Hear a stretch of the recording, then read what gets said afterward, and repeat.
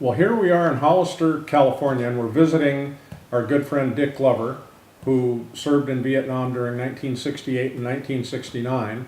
And he was our platoon sergeant when I got to Vietnam. And we're here to ask him a few questions and have him add to the puzzle part of our platoon as far as unit history and so forth. So Dick, just to begin with, where were you raised? Where were you born and raised? Chicago, Illinois. Okay. And then did you live there for many years, or when did you move to South Dakota? I know you were in South Dakota. Well, my whole family is from South Dakota. My dad was an engineer, and he wound up in Chicago working in the steel mills. And so I always spent all of my summers in South Dakota with my cousins and my grandparents. And that's where I went to college. Okay. Was in South Dakota. Engineering? Yeah, South Dakota School of Mines and Technology. Okay.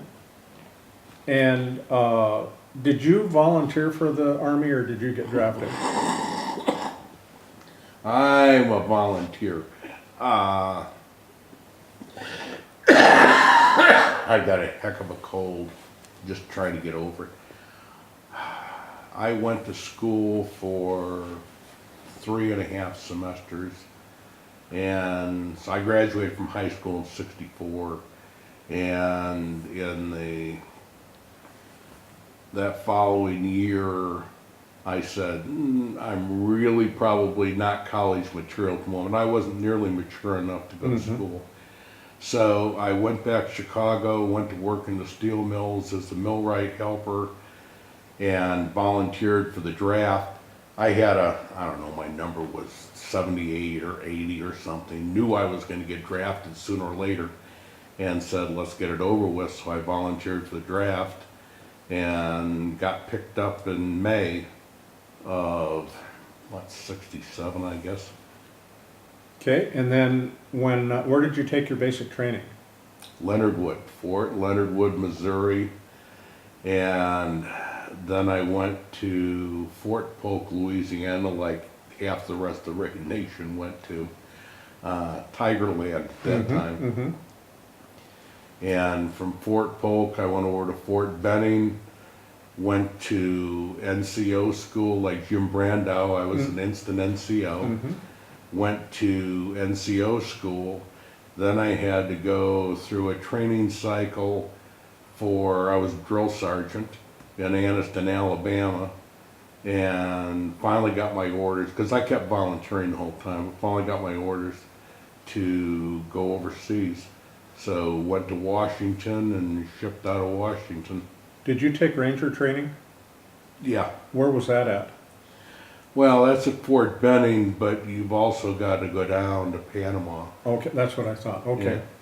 So when you graduated or whatever, were you an E5 or an E6? E6. Okay, so you went into Vietnam as an E6. Yeah. When did you touch down in Vietnam? I would have no idea.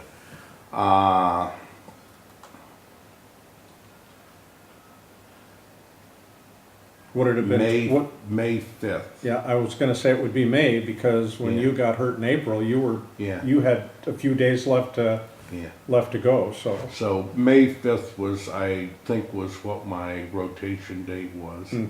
But yeah, I was a short timer like a lot of guys were. Yep. And when you volunteered for the draft, is that the same thing as being an RA? No. Okay.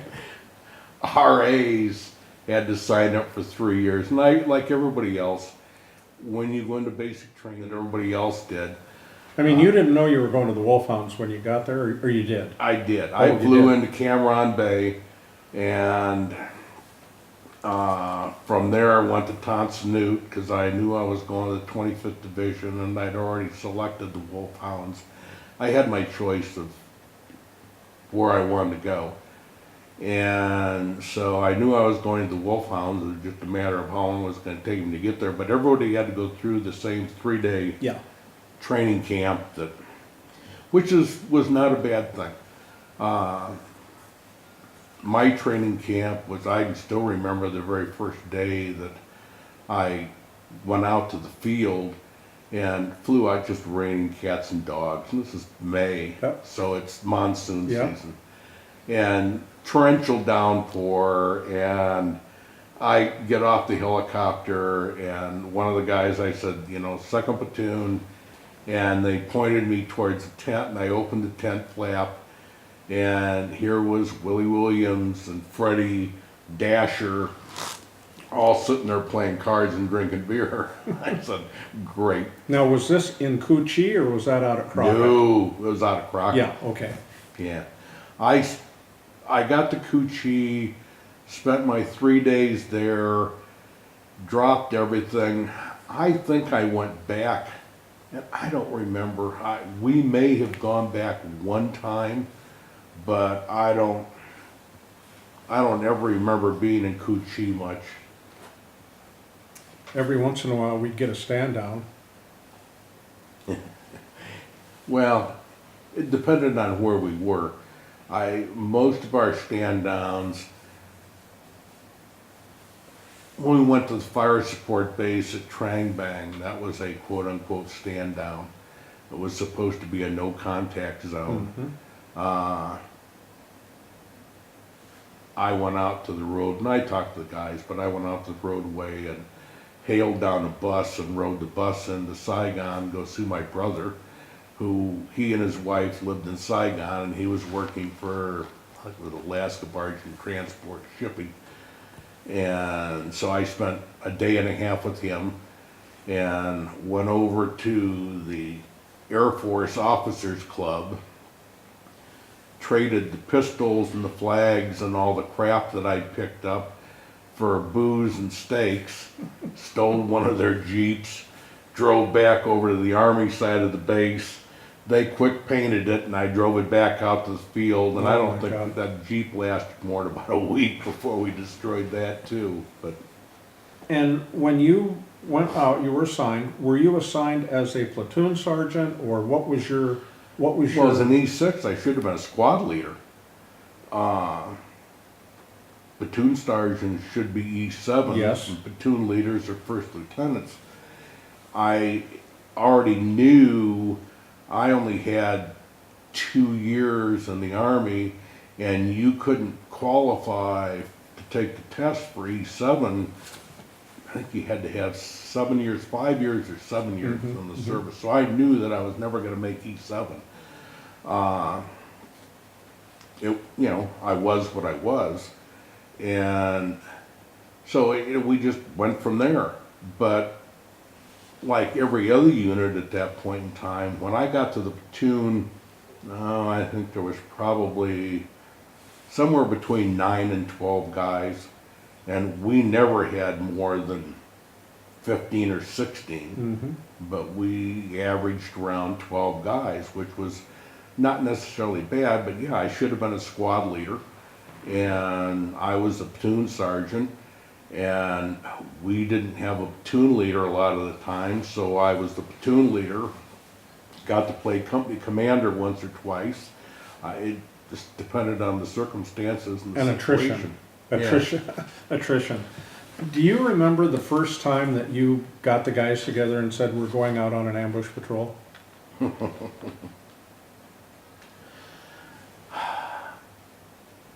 Fred Hanna and I had a long talk to begin with, and I said, look, I don't know shit. And like Jim and I talked a lot about this, and we were both smart enough to say we don't know anything. And so Freddie was the E5 platoon sergeant, quote unquote, when I got there. And I said, I don't care much about rank, but I need to learn. And so between Freddie and Willie and Cal and Dasher, they taught me the ropes. How long did that take? Oh, I don't know. Freddie and I talked all the time. To begin with, I preferred to be up front. I had a special night vision that I could see well at nighttime. So I didn't mind walking point or being up in the front of the platoon, and Fred would be at the rear of the platoon, so we had everybody in between us and we could keep control of what was going on. And it got chaotic, depending on what firefights you got into or what was going on. But we always had the guys in between us. So Fred and I were equals. We never. I'd have to go up to the company commanders' meetings and get the where we're going to go, what the assignment was, that type of thing. And I was good at coordinating artillery and airstrikes. And with the night vision, I could see it never got dark. During the monsoon season, when there's no moon and no stars, it was as dark for me as it was for anybody. But other than that, I could see most of the time. So at nighttime, back then, we didn't have night vision goggles. I work for a military contractor right now, and so I talk to the military all the time, and we were talking about the fact, I don't know, the Army probably invested maybe $1,000 in us between a steel pot and web gear and an M16, boots and fatigues. A soldier today has got someplace between $20,000 and $25,000 worth of equipment he carries. Everybody carries their own personal communication system, which would have been phenomenal for us. Oh yes. NASA would have loved us. We didn't have to lug that radio all over the place. But the equipment today is totally different than what we had. But we made do with what we had. And if you watched Desert Storm, and there was a big thing in the military about how the Humvees were wearing out. And the first time that I saw a picture of the Humvee that was coming back from an action, just like we used to do, they had PSP hung on the side of the Humvee and sandbags. And I said, well, that is why your axle bearings are wearing out, because they aren't made to carry that kind of weight. Every war is different, and every serviceman, we always made do with what we had. Yep. Do you remember the laterite pits just outside of Crockett? That was not very far, and it was kind of parallel to a village. There was quite a little gap, not very far, between the laterite pits and the village. Not really. This is where you used to take us to train us. When my group came in and all you guys were cringing, I think probably what you thought was they've got to get some OJT, but I'm not going to take them where they're liable to get killed. And you took us several times to the laterite pits because they were up, and so we had protection from the rear. Yeah. And it faced the village. And during that time, the VC was pretty heavy in there, and I can't remember a time that we didn't see somebody walking, come out of the village and walk back and forth, and so that's kind of where I think you chose to train the new guys until we at least got a couple of APs under our belt. Yeah, between Fred and I, every new guy that came in, we talk about you. What do you think? And some are better than others. Some had a natural instinct for it, others didn't. But we all had to do something, so we're very careful about where we put people. Our daytime maneuvers, I knew that we were going to do ambush patrols 80-90% of the time, which was fine with me. We were safer at nighttime than we were during the daytime. And the enemy's assumption is that we wouldn't be out at nighttime, and that's when I like to be out. So during the daytime, when we did sweeps, we had to walk out, and what we were really doing was reconning for the ambush site, and I wanted to see the territory And what was there, part of night vision is your depth perception's not as accurate as it would be during the daytime. So I could get a feel for the ground, the land that was around us and where we were going, so that I'd be familiar with it that night when we went out. Did you ever, when you went up and got the order for the night or the day or whatever, did you ever disagree with what you were being told to do? It depended on who the company commander was, certainly. Well, let's start with Blackwood. Under Blackwood, I never questioned. Blackie was really good. He had a concern for all of the guys. He also knew that he was getting orders from the battalion commander that there were certain things we had to do. So Blackie's tactic is here's what we got to do, how do you want to do it? And we would sit around and talk about how we were going to go about doing something, which is what I preferred. I understood that orders come down and this is what we want you to do, that's great. Let us figure out how we're going to do that rather than you tell me where I'm going to go and how I'm going to get there. Yeah. How about his replacement? Which one? Well, we'll just leave it at that. But how did you deal with other company Eichner? other company commanders? Eichner and I never saw eye to eye about anything.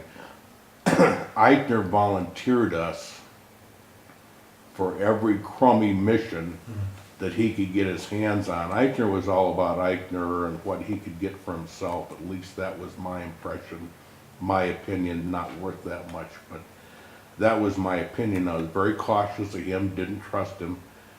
And so again, he would tell us what he would have volunteered us to go do something. Okay, fine, I can't change that. But what I can control is how I do it. Yes. So I'd come back and Fred and I'd sit down and talk along with the rest of the guys, and here's what we're going to do and here's how we're going to go about it. And we were just very careful about what we did. The whole objective, the whole goal was for everybody to go home safely.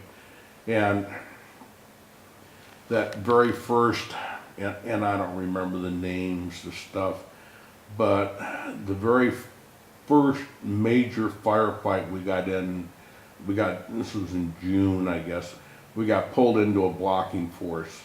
And first platoon got ambushed, and I had to go up to help first platoon, and I sent all the guys out and told them to stay where I put them. And they moved, and we had a couple guys got injured, one was killed, and another one laid out on the field for a day and a half before we could get him. You got to be darn careful about what you're doing. And when you're working, it's not bad when we were by ourselves, when it was just 2nd of the 27th, but when you're working with other units,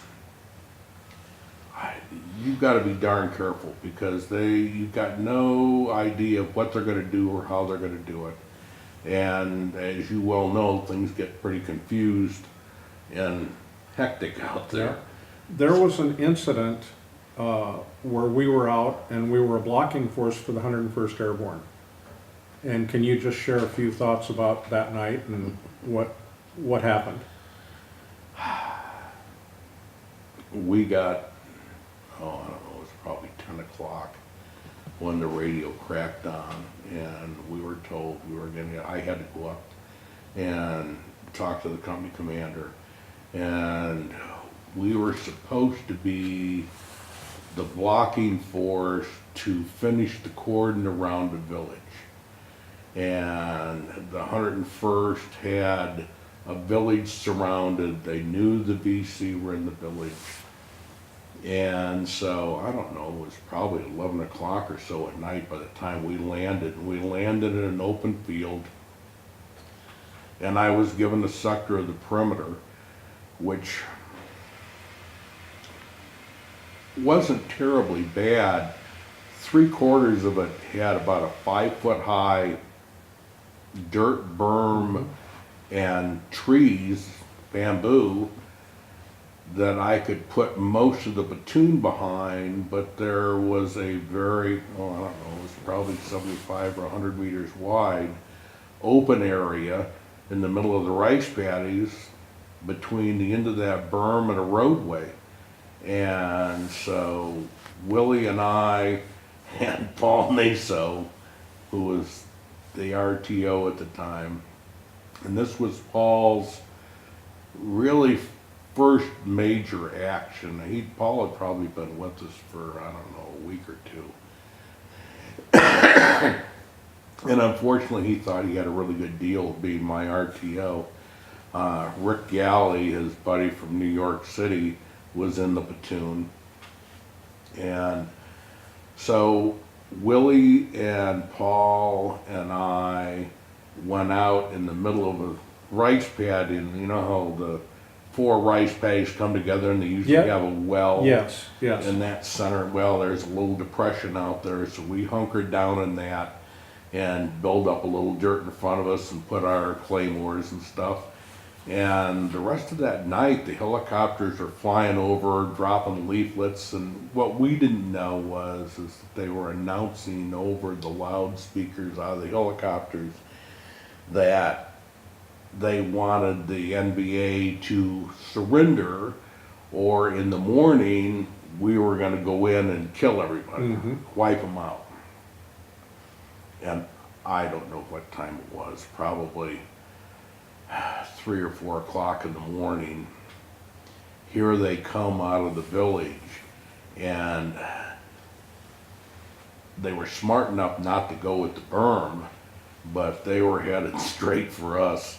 And they had all the women and kids running in front of the NBA, and you could see the NBA behind them, and there was a lot of shooting going on. And about that time, a 51 caliber opened up behind us. They got the support to come in behind, and so the guys along the berm were getting chewed up over there and pinned down. And I don't know whether they ever knew that we were out in the field or not, but we've got a human wave coming at us, and Willie and I are talking, and for anybody that knows Willie, this is, at that time, was a 15-and-a-half-year-old, and Willie and I were talking, and I said, Willie, this is not only not good, but we probably aren't going to make it.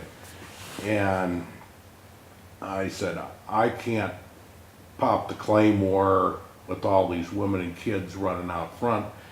So, Paul, you lay on the ground here, because when I get hit and Willie gets hit, we're going to fall on top of you, and just let them run over the top of us, and it'll be over with in a hurry. And we were firing and stuff, but at the very last minute, the whole group just took kind of a 45 right to the roadway, ran over 2 positions of the 101st that was on the roadway, and they were gone. It was the end of the issue. But it was an interesting night. I probably as close to knowing that you were going to die as I got the whole time I was there. Did the 101st take a beating that night? Yeah, both positions along the roadway of the 101st got totally overrun. I don't know how many people they lost, but. And then I believe you told me that one of the most sobering thoughts that, since being there, is when the helicopters came and they started loading up all the bodies. You know, we were there pulling security for the cleanup, and it's the first time. It was a pretty open area. The village had trees and palm trees and stuff in it, but the rest of it was all rice paddies out there. So it was very open, unlike a lot of the areas we'd be in. And there was just helicopter after helicopter coming in, taking body bags out. And get you, certainly gets you to start thinking. I mean, you're grateful it wasn't you, but at the same time, a lot of guys were lost. And had we known that what they were broadcasting over the loudspeakers is that we're going to wipe you out, we probably would have played things a little differently. The assumption is that it wasn't that big of a force, turned out to be a whole lot bigger than anybody knew. And it's like anybody else. If we'd been surrounded and the enemy's telling you they're going to overrun you, I would assume that we would have fought hard too, and they did. Now, I'm going to skip forward. You were the platoon sergeant for so many months, and then I remember all of a sudden you were going to the company's level, and I think Marquez came in and became the platoon sergeant. What did they do? What did you do when you went there? I went to battalion. Oh, battalion. Okay. Colonel Odie, and we had made a pretty good name for ourselves by what we'd accomplished and what we were doing. And they liked our tactics. They liked how ultimately safe we were, but knowledgeable about what we were doing. And we were losing a lot less people than anybody else was. And Colonel Odie came to me and said he'd like to have me go up to be the battalion operations and intelligence NCO. And I said, no, I'm going to stay with the platoon. And he said, you don't understand. And they offered me a direct commission to second lieutenant, and I made the mistake of saying I didn't want to take a demotion to do that. You're in Vietnam. What are you going to do? Send me to war? Yeah, right. Have somebody shoot at me? I don't give a shit. Yeah. But Colonel Odie was really a straight shooter. And he said, look, Dick, I really need you up there. And I knew that Marquez was coming into the company, and I wasn't real enthralled with who the company commander was.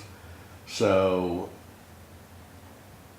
I said, if I've got to leave the platoon, the best way I can protect you is being the battalion operations and intelligence NCO, because I get to pick the missions. I set up the missions and what was going on and where you were going to go, and I was pretty careful about our old platoon as to where I put them. And I'm going to back up just a little bit, because the story I'm going to ask you to describe is one that is very unusual, and I've never heard anybody else in Vietnam tell this story. We were out on an Irish patrol, and we were up ahead was a hedgerow, and you were up front, and all of a sudden you just got us all down. And you came back and you said that hedgerow is just crawling with gooks. And so you pulled us back, and then you started trying to get artillery. Take it from there. Well, like I told you to begin with, my night vision is pretty good, or was. I can't see crap now. But at that point in time, we were walking out, and as quasi-professionals in the military, they were smart enough not to open fire until we were in the kill zone, and I could see them moving in the tree line. So got everybody down, and we backed out of it and said, okay, we were going out in an ambush patrol, and I can't get to the ambush patrol, so I called back and talked to the company commander, but more importantly, talked to the artillery officer to say, look, this is what's going on, and there's not a prayer that I'm going out to the ambush, but I said, we can hunker down, and I knew where we were at, so I gave him the coordinates of where we were at, and I said, we can hunker down here, but I want you to bring in artillery. And I said, I would prefer that you fire long by 100 meters and then drop 200 meters to put the next rounds between us and them, and then walk it backwards. But suddenly you realized they couldn't support us. our artillery was not, we were too far away, or they were busy or something. Well, turns out, and I was real careful about this, whenever we went out in ambush patrol, I wanted to know who was firing for us. And it could be your company, or it could be the battalion, or it could be division. And in this case, it was supposed to be the division artillery pieces, and it just depends on the distance you are and where you were at as to where which artillery could fire.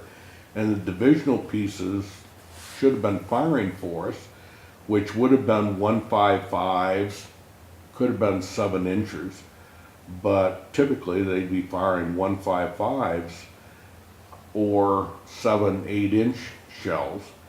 And when I got on the radio with them, we were out of range for them. And what happened is that we were right on the gun target line, and any short round would have fallen to us. So they said, wait a minute, and we'll have somebody else fire for you. And I don't remember what his call sign was. But next thing I knew, I had somebody on the radio saying, yep, we can fire for you. And do you know where you're at? And I said, yeah, I know exactly where I'm at, and gave them the coordinates. And typically, when I have somebody firing artillery that I don't know, I ask for a height of burst, and to make sure, I want to see that they have got the range right. And I said, you know, give me 3 up in the air, and then I'll walk you from there. And he said, Did you have any idea who you were talking? No. You didn't know who you were talking Didn't at that have a point? clue. Okay. And you got to remember, we had 4 guys that had walked in front of us in that ambush, and we had greased them when the hedgerow lit up, and we went, oh shit.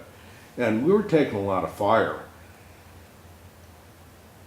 They didn't know how big we were. I sure didn't have any clue of how big. It turns out that we had a division moving through the area, and we'd run into one of their regiments that was walking through. And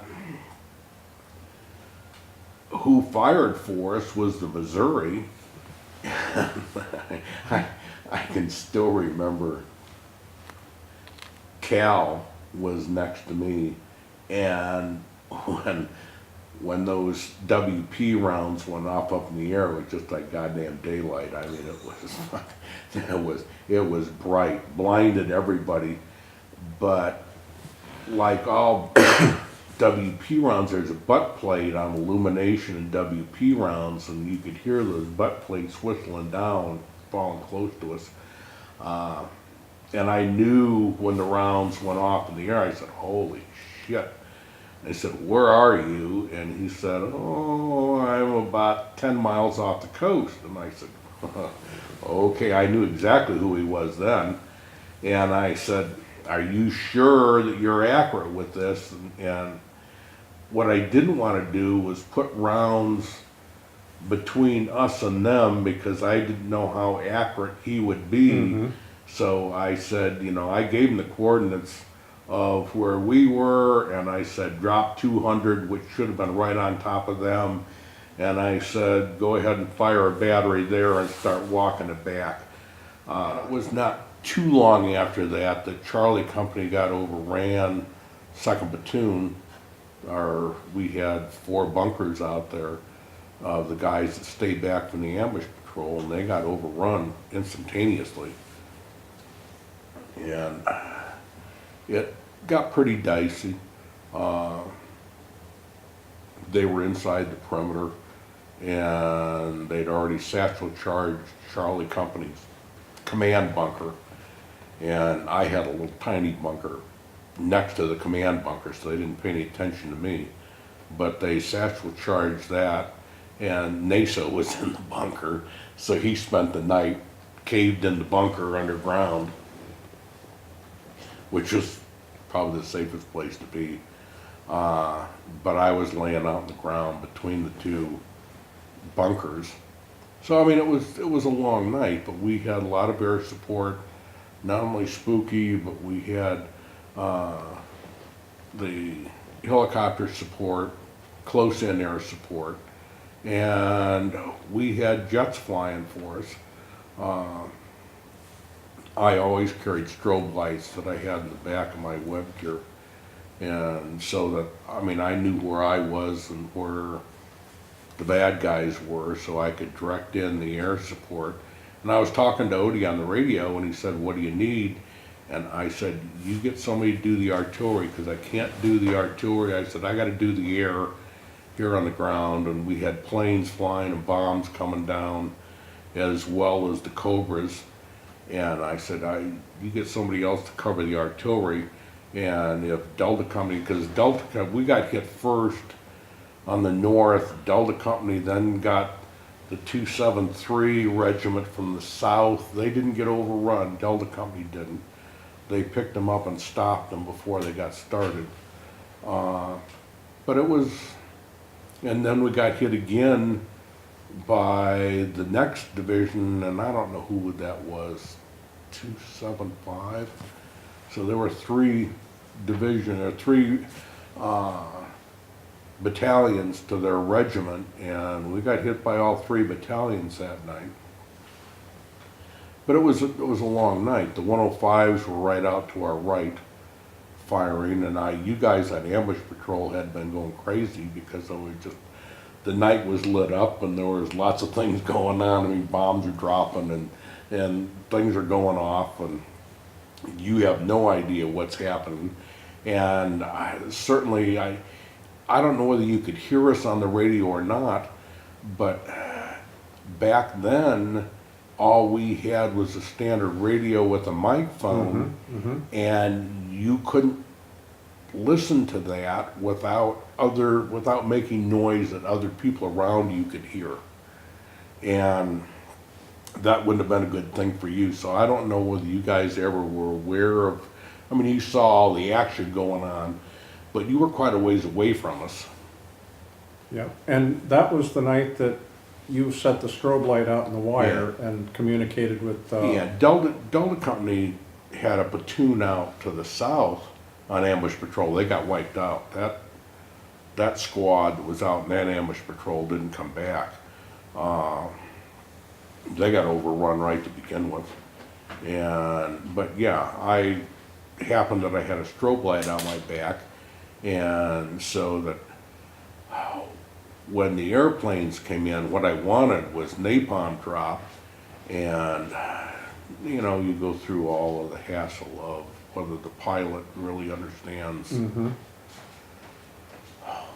where you are, what you're doing, and I had given them the terrain and the lay of the land and how far the hedgerow was and the height of the hedgerow, and I said, look, and I also asked who was the single pilots up there, because I wanted somebody that was crazy, and I said, I want you down here. I want you on the deck 30 feet, and I want you to drop that napalm on my strobe light, knowing that it's going to miss me, but it's going to go about 30 or 40 yards in front of me, which would have been to the bunker line. And I said, that's where it's got to go. I didn't have any idea whether any of our guys were alive out there, but I had to assume that they weren't, because we probably had 150 people firing at us within 30, 40 feet right out in front of that bunker line. Okay, now I'm going to flip forward a little bit further, and this is Diamond 2. And I'm just going to preface that with, I guess they thought Diamond 1 was successful enough, that they'd killed enough gooks, that they were going to try it again, but this time I think they moved it a little bit closer to the Cambodian border. And you were involved in that one as well, right? Yeah. Diamond 2 wasn't nearly... the assumption was that we weren't going to get hit by any major force at Diamond 2, and we really didn't get hit by that big of a force at Diamond 2. There was no tower. at Diamond 2, and more importantly, there was nobody paying attention that first night to, with any type of a cruiser starlight scope. I was inside of a bunker. I was early, and I was inside of a bunker when the first rounds came in, and went running out to get a whip antenna up so I could get Spooky up on station, and that's when I got hit. And I don't know how long I was on the ground. It seemed like only a minute, but it could have been longer. I mean, I was dazed. I knew I'd been hit in the head, but I was talking to the guys, because I could see the guys in the bunker, and they said, crawl over here, so I crawled over to their bunker. I mean, we fought the rest of the night. Did it hit your helmet? Pardon? Did it hit your helmet? I had no helmet on. Oh my gosh. We didn't wear helmets that much. The helmet's okay, but it's big and clunky, Yep. and And it falls down in your face half the time anyway. yeah. And in this case, we got caught somewhat by surprise. We didn't expect to get hit that night. There'd been no intel, no movement, nobody picked up anything, and I instantly ran outside with my weapon because I had to get the radio up in order to talk to Odie to say, hey, it's on and let's go. And I know that the first artillery rounds, either rocket or artillery rounds, hit the magazine dump for the 105s. It's either the company's mortars or the 105s. And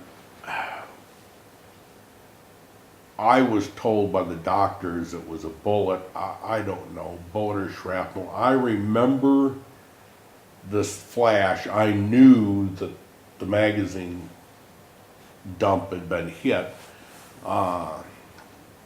But I was on the ground at that point and trying to figure out what had happened and what was going on.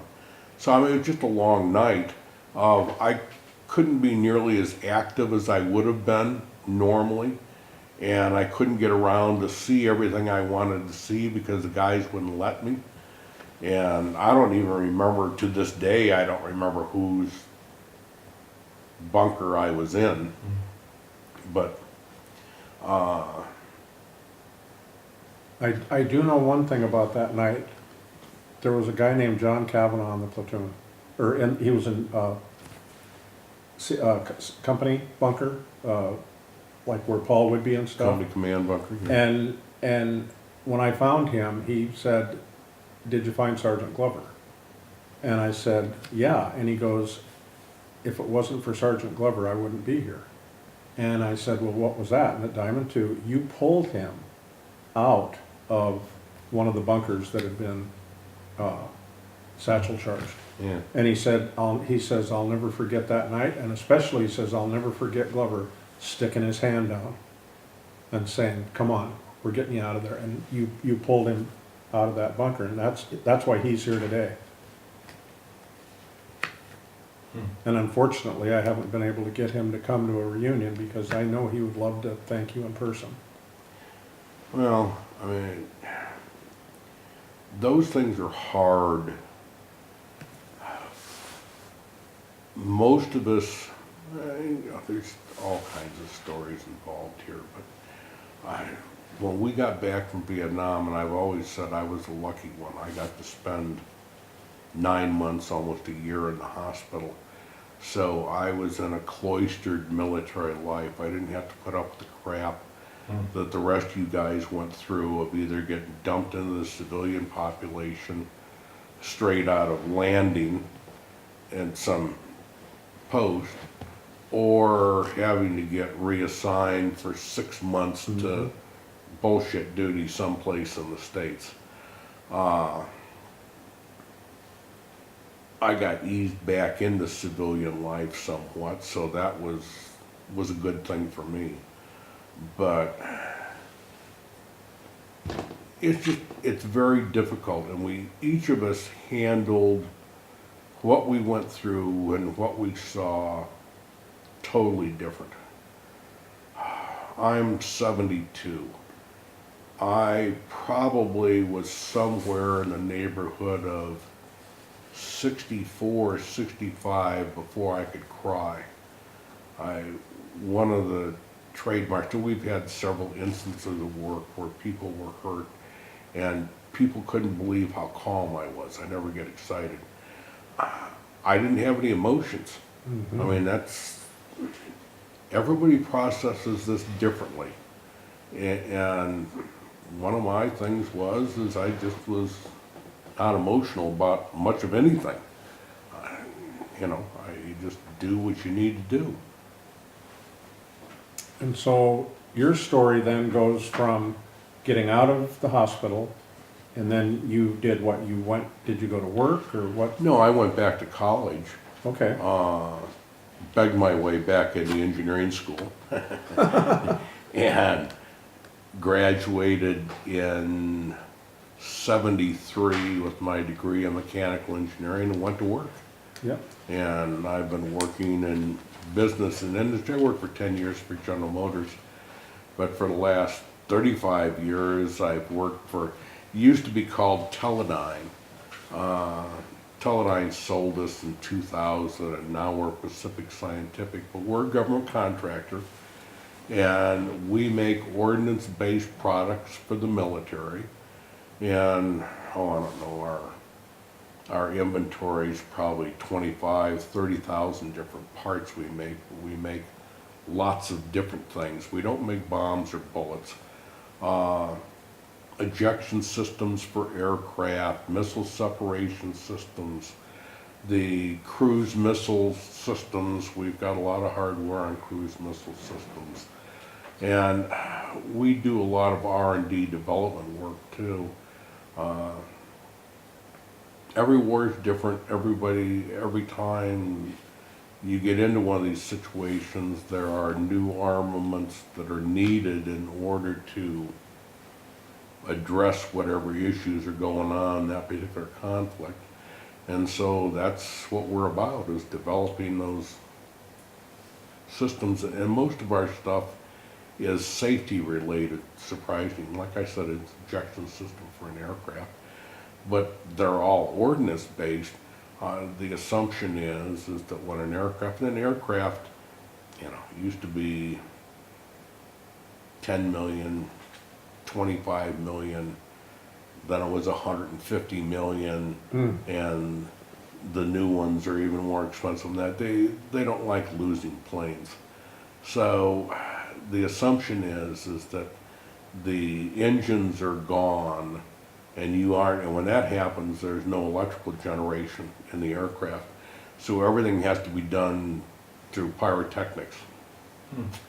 Which you've got to fracture the canopy, you've got to eject the pilot out, our ACES and NACES seat. When the pilot comes out of the plane, the seat has a computer on it that's battery powered, and we had developed those batteries. And the seat says, what altitude am I, what attitude am I, and how fast I'm going. Because he could be at 30 to 60,000 feet, or he could be at 100 feet, and he could be going 200 miles an hour, he could be going 600 miles an hour. And so it's got to know where you're at and how fast you're going before the computer tells the seat what to do. And there's a drogue chute that comes out and rights the seat, and then you got to separate the pilot from the seat, and then he gets to come down on his own parachute. But it's just, there's all kinds of different things. The space shuttle, when you see the original space shuttle that went up, there were two big wings on the space shuttle, and that's where the hydrogen tanks were, or the solid rocket fuel tanks were. And we had explosive bolts on each of those wings that are attached. That's what's holding the solid rocket booster Mhm. to the space shuttle when it goes up. And when Challenger went down, we all went, oh shit, you know, did one of our bolts misfire? And it turned out, no, it was a bad seal. But those explosive bolts are in place so that when the solid rocket expends all of its fuel, then you fire those bolts and the rocket can fall away. Mhm. It's the same thing with the cruise missile. All cruise missiles, and I don't care whether they're submarine launched or whether they're ground launched, start off with a rocket motor on the tail of the cruise missile to get it up to speed so the turbine can take over. And we've got an explosive ring on the back of that that separates I'll be darned. the rocket engine from the cruise missile. And depending on what kind of cruise missile it is, we have to get wings to deploy, so we've got shrouds because the wings are folded up. There could be a cover over the air intake because it's a submarine launch, and so it just depends on what the armament requirement is. So the bottom line is this. You're 72 years old. You're still working at figuring out how to explode bolts. When in the world are you going to retire? Well, I'm probably going to get out this year. Marianne and I've talked, we sold her house in Morgan Hill, Yeah. and I agreed to stay at work and finish up a couple projects, and then we're going to buy a place someplace here in California and retire. Good. Well, I always wondered about that because you just keep working. You just keep working. Well, the money's nice. I The know. money's nice. Like, what else you going to do? You know? Yeah. Wait, I was just gonna ask, you're not a jokester? At least around the guys, you're not the guy throwing jokes, and your Vietnam experiences were normally pretty serious. Do you have any kind of funny memories about Vietnam or in Vietnam that you were a part of that maybe people haven't heard? Is there anything that, not to, I mean, I love the intensity, I do, but I just wondered if there was another side of that. Oh, yeah. When I came back, Fred, when we were at Trang Bang on the stand down, I came back in that Jeep full, and we had a great bar at Trang Bang. I mean, we built a bar out of ammo boxes, and we had it stocked with cold beer. So here I come with the steaks and the booze on this Jeep, and we were always doing some things we can't talk about. But yeah, there's lots of funny memories. Naso and Galley used to get care packages all the time. And so everybody would come around when it was care package time wanting some of the... Usually on our hands and knees. You guys even ate Galley's 3-week-old pizza. Oh yeah, absolutely. Lord. If it looked like pizza, it was going to taste like pizza, right? Scrape that mold off the top. Oh God. 2 last questions. What is your definition of a hero?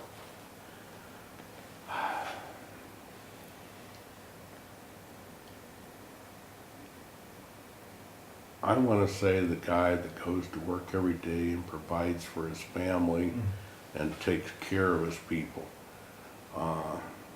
I don't know that, certainly in a wartime situation, I never knew any heroes. There were a lot of people that instinctively did what they needed to do in order to survive or take care of somebody else. But this is not a conscious decision. Yeah, I know what you're saying. Nobody looks at it and says, oh, I think I'm going to run out there and do that. To be a hero. Yeah. Yeah.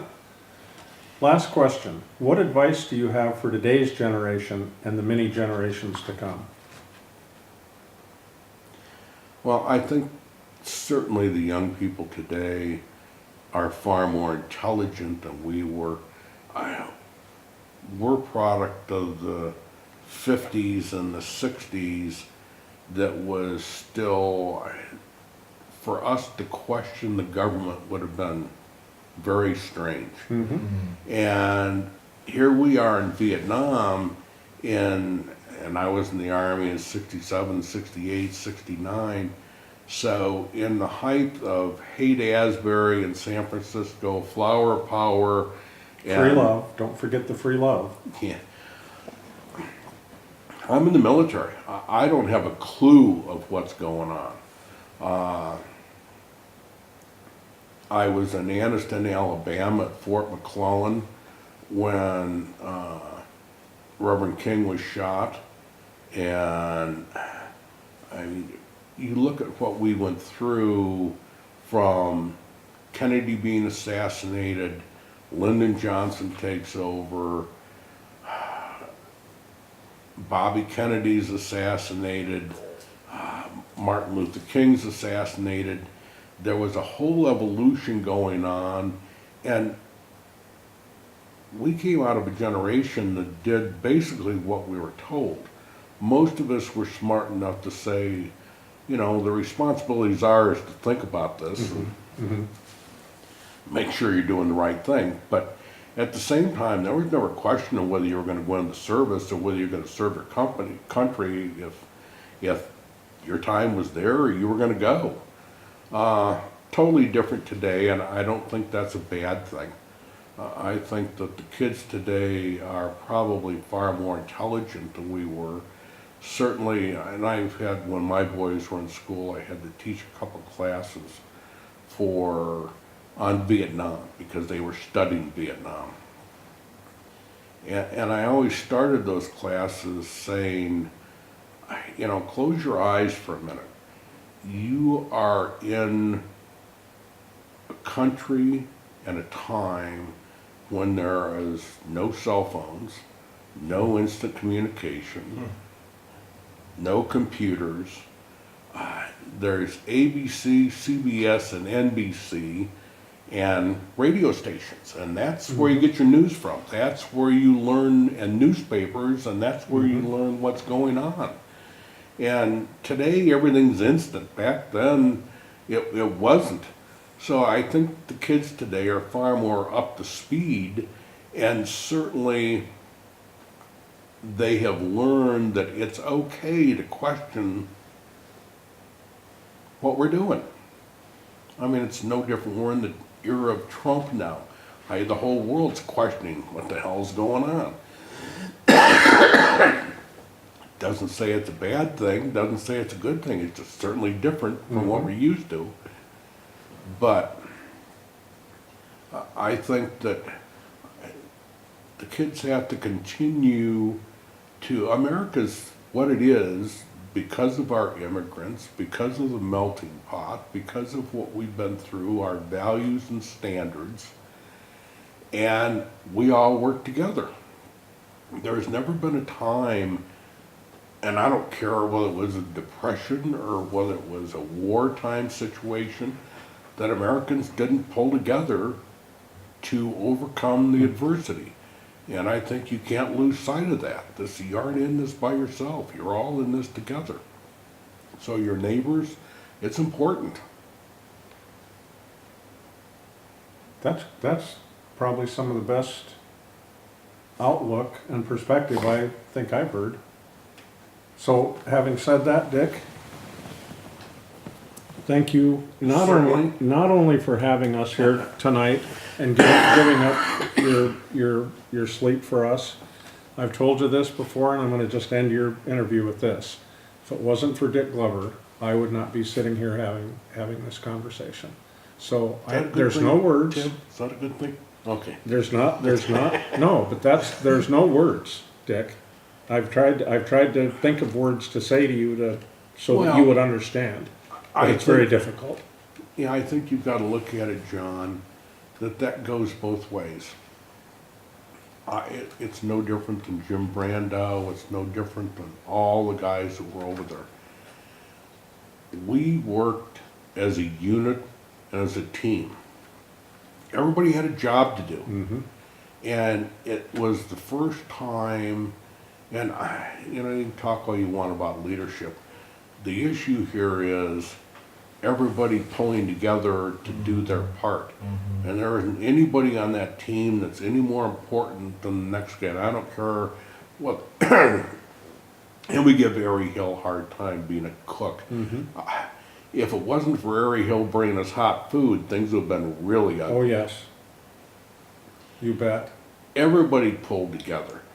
Teach was in the platoon when I got there, and I think probably a month or so later, he went back to be the company clerk. Teach is the one that kept us in boots and materials and supplies when we needed it. I mean, everybody pulled together to make things happen. Jim Calvert, we've mentioned him, And certainly Vietnam was the first major adversity that a lot of us had been through. But this is a life lesson. I don't care what adversity you go through. I spent, like I said before, 9 months in the hospital. You learn real quick. I can lay here and feel sorry for myself. And yeah, I could have gotten 100% disability and lived off the government the rest of my life. Or you can get off your ass and go to work. I mean, you got to figure out what you're going to do with your life and what you're going to make of yourself. And that's everybody's choice. I don't care whether it's a young kid today or those of us that live through it. You've got to make those life choices on a daily basis and then move on. And do you make the right choice? Not all the time. But when you figure out that it's not a good choice, then you got to change direction and make another one. Your reunion experience, you've been to 5 reunions, is that right? Or Yeah, I don't know. I mean, do you have a favorite reunion moment or do you have anything that you really like about the reunions or anything that stood out in your meeting with the guys? Besides my favorite moment of your reunion surprise, which is my favorite of all the ones. Which one? When Seegers came walking in and we did the helicopters. That was my and the favorite. strobe lights. Yeah, that was mine. But I could have choked the two of you that night. It was great to meet Seeger. Yeah. The strobe light and the smoke instantly brought back memories that I did not want to bring back. That was, and one of the few nights that I was pretty much by myself.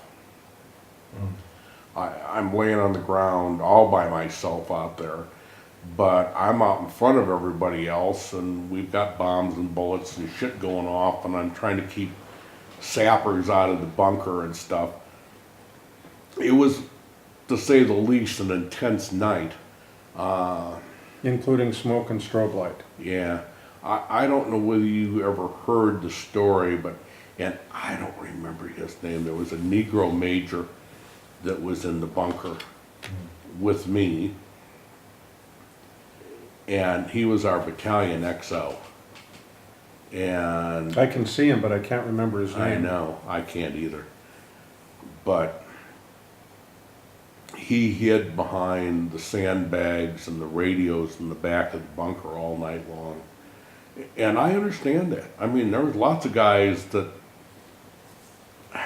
you don't know what your reaction to that adversity is going to be until you go through it. And your first instinct is, this is not a good thing. I don't want to be here. Your next instinct is, I got to make a decision.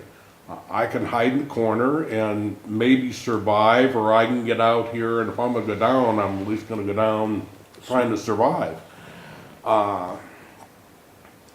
That major came piling out of the bunker when the smoke had cleared and it was daylight, and Colonel Odie landed on the ground. The minute Odie landed, the major came bounding out of the bunker and proceeded to tell him about what all he did that night. And I've just lost my buddies from 2nd Platoon in those 4 bunkers. I haven't seen the ambush patrol come back yet, and I'm not sure what kind of shape you guys are in. I grabbed him by the throat, and I was going to kill him. And Odie stepped in and said, let him go now, and put the major on the helicopter, Odie's helicopter, and took him off. And he said, I understand, I don't want to hear it again, just let it go. So So that reunion, that brought some memories back. oh, too many bad memories. Wow. And like all of us, we suppress those memories. The reunions are great to see the guys. Mm-hmm. And you don't ever hear us talking about the bad times. Yeah. We talk about the funny times and the things that happen and shit. I was the one that had to keep some semblance of control in the chaos. I mean, we had guys that said, I'm not going out in ambush patrol. I had one guy point his M16 at me once. And I said, pull the fucking trigger now, or I'm going to shove it up your ass real quick. Everybody responds differently. It's not that he's a coward. It's just, and John, you know, there were nights and times that guys said, I think it's my night. Mm-hmm. And the closer you get to going home, the more you think about that. And when that happened, there was a lot of times that, and Freddie and I talk about it. Leading back, the last thing I want them is out there with us. And most of them would calm down and be okay the next day. It's just that we all had our fears and concerns at the time, and you got to deal with all that. And again, once you're out there, once we go out on patrol, it's just us. It's what we've carried with us, and yeah, I'd like to believe that the artillery is going to be there, or someone's going to come and help us. There is no guarantee of that shit. You're out there on your own. You got to be able to depend on the guys that are with you, and everybody has bad days. So okay, fine, you stay back here on the bunker line, and we're going out. So the reunions, you thought it was good to connect with the guys? The reunion is seeing guys that you haven't seen in 50 years now. Mm-hmm. And quickly you learn that your perspective of what happened is accurate from your perspective. Where you were in relation to everybody else and what was in front of you is what you saw. Everybody else has, and time muddies all of this, but everybody else is going to have a different remembrance and a different vision and recollection of what happened because of where they were and what they saw. And you're in the same battle, but this is pretty chaotic stuff.